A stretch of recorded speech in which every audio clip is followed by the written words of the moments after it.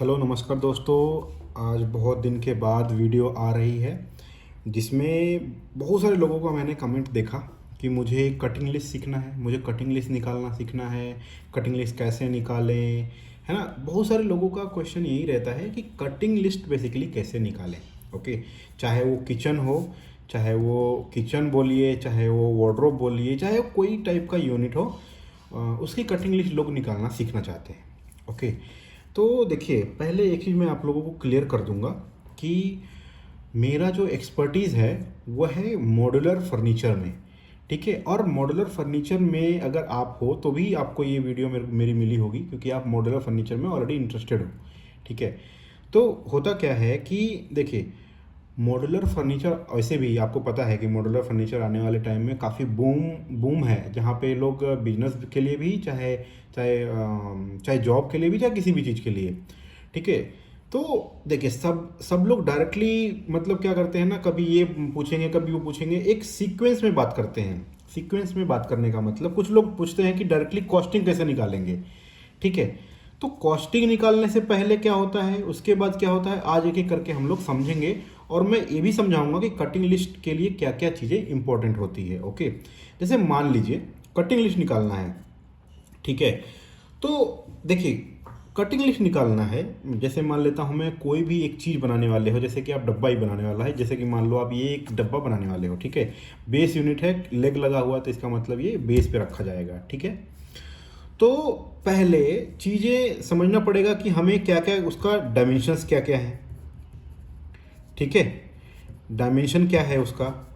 फिर दूसरा जो होगा, दूसरा होगा वो होगा कि उसके ये बनेगा कैसे, कंस्ट्रक्शन।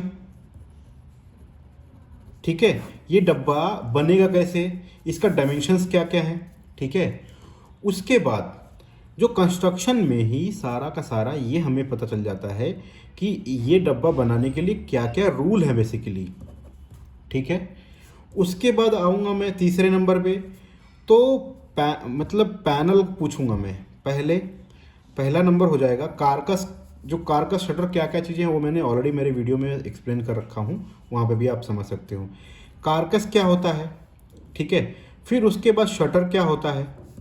ठीक है, इसके लिए कितने इसके लिए जो जो जो मटेरियल लगने वाला है, जो थिकनेस लगने वाला है, वो कितने एमएम का यूज़ होने वाला है। ठीक है, इसके अंदर भी दो टाइप के मटेरियल होते हैं, एक होता है बाकी सारा मटेरियल, एक होता है 8 mm का।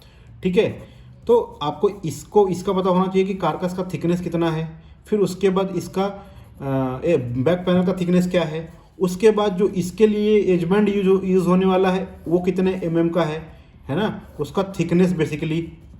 ठीक है, इसमें एजमेंट 8 mm में लगता नहीं तो इसकी ज़रूरत नहीं है। उसके बाद फिर आगे आपका शटर का, तो शटर का थिकनेस कितना है। ठीक है, उसके बाद आपका ज़रूरत पड़ता है इसका कितने थिकनेस पता चल गया। फिर एजबेंड है, एजबेंड का थिकनेस क्या है। ठीक है, इतनी चीज़ें आप जब निकाल लोगे फिर आपको बढ़ना चाहिए कटिंग लिस्ट के आगे। ठीक है, कटिंग लिस्ट निकालना सीखना निकालना पड़ेगा। अब कटिंग लिस्ट के अंदर भी दो चीज़ें होती हैं। पहला पहला एक होता है कटिंग लिस्ट, मैं CL लिख लेता हूं इसको, CL। ठीक है, कटिंग लिस्ट। तो CL एक होता है फाइनल साइज, एक होता है CL एग्जैक्ट कटिंग साइज। अब इन दोनों में डिफरेंस क्या है, इन दोनों में बेसिकली डिफरेंस ये है कि फाइनल साइज का मतलब कि जिसमें, जैसे कि मान लेता हूं मैं, ये एक मेरा एक एज बैंड है, ये मेरा एक पैनल है। ठीक है, एक मेरा कोई पैनल है, ऐसे ही कुछ पैनल होगा।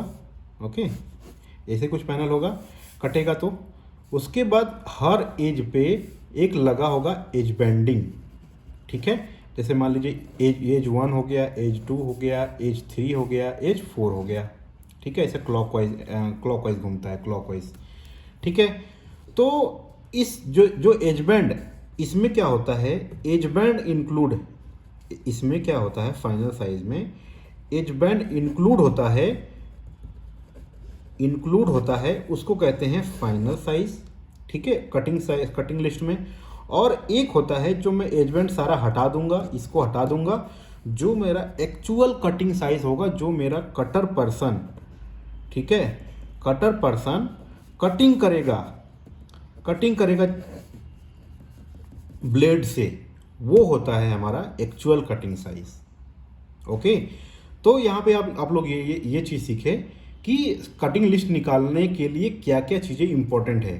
तो पहले डायरेक्टली आप लोग कटिंग लिस्ट निकालना मत सीखिए, पहले तो डायमेंशंस क्या क्या होते हैं, है ना, डायमेंशंस क्या क्या होते हैं, पहले डायमेंशन समझिए क्या क्या होते हैं, चाहे बेस यूनिट, वॉल यूनिट।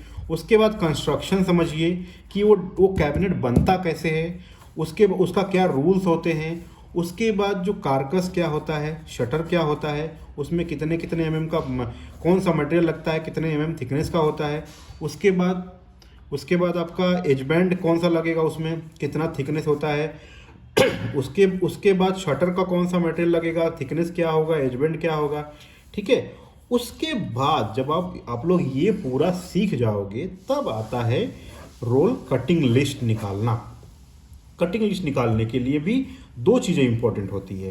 पहला, दो चीज़ें इंपॉर्टेंट इन द सेंस कि दो चीज़ों में निकलता है कटिंग लिस्ट। एक कटिंग लिस्ट निकलता है फाइनल साइज, एक कटिंग लिस्ट निकलता है कटिंग साइज। कटिंग साइज और फाइनल साइज में डिफरेंस ये है कि ये इंक्लूडेड होता है एज बेंड, और ये फाइनल जो कटर पर्सन काटता है। तो ये हो गया बेसिकली कटिंग लिस्ट का पूरा मेथड, ठीक है। बाकी मेरे चैनल में मैंने बेस यूनिट, ठीक है, वार्डरोब, इन दोनों का बेसिकली कैबिनेट कैसे बनता है वो भी मैंने सिखा दिया है, कंस्ट्रक्शन सिखा दिया है, डायमेंशन सिखा दिया है, बेस भी सिखा दिया है, वार्डरोब भी सिखा दिया है। एक बार वो वीडियो पूरा देखोगे ना, तो आपको ये पूरा का पूरा कॉन्सेप्ट क्लियर हो जाएगा। ओके, और इससे रिलेटेड अगर आप लोगों को कुछ भी डाउट रहेगा तो आप मुझे मैसेज कर दो, कमेंट कर दो। मैंने ऑलरेडी इसमें लिंक मैंने डाल रखा हुआ है, तो वहाँ पे आप चाहिए तो आप पूरा डिटेल में आप सीख सकते हो, ठीक है। चलिए, thank you so much, thanks for watching.